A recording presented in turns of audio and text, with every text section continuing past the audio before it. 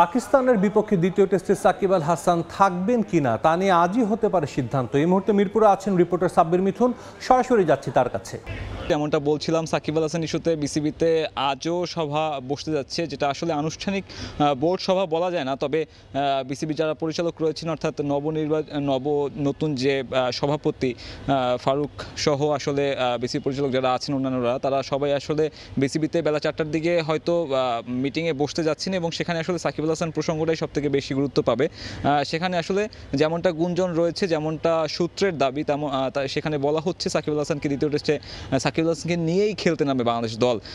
যেমনটা শোনা যাচ্ছিল যে সাকিব আল হাসানের বিরুদ্ধে যে মামলাটি হয়েছে, সেই মামলার পরিপ্রেক্ষিতে বিসিবি কী ধরনের অবস্থান নেয় কিংবা এই ক্রিকেটারের এগেনস্টে কোনো পদক্ষেপ ক্রিকেট বোর্ড নেয় কিনা, যেমনটা শোনা যাচ্ছিল, যেমনটা গুঞ্জন চাউর হয়েছিল, আসলে সেই শঙ্কা সত্যি হতে যাচ্ছে না। সাকিব আল হাসান গতকালকে যেমনটা ইসলামাবাদ ক্রিকেট ক্লাব গ্রাউন্ডে বাংলাদেশ দলের সঙ্গে অনুশীলন করেছেন, সে দলের সঙ্গেই রয়েছেন এবং বিসিবির তরফ থেকেও তার কাছে এখন পর্যন্ত বার্তা চলে গিয়েছে যে তাকে নিয়ে পরবর্তী টেস্টে বাংলাদেশ দল খেলতে নামবে। সিরিজে যেহেতু বাংলাদেশ দল এগিয়ে আছে, দলের সবথেকে বড় ক্রিকেটার অর্থাৎ সবথেকে বড় তারকা ক্রিকেটারকে নিয়েই আসলে বাংলাদেশ দল চাবে যে এই সিরিজটা যেন হাতছাড়া না হয়, এবং সেই হিসেবেই সাকিব আল হাসানকে তারা গ্রিন সিগন্যাল দিয়েছেন এবং সাকিব আল হাসানকে জানিয়ে দেওয়া হয়েছে যে তার ওই মামলার কোনো প্রভাব এই ক্রিকেটের উপর পড়বে না, কিংবা বোর্ড আপাতত সেই মামলার বিষয়টি খুব একটা নজরে দিচ্ছে না।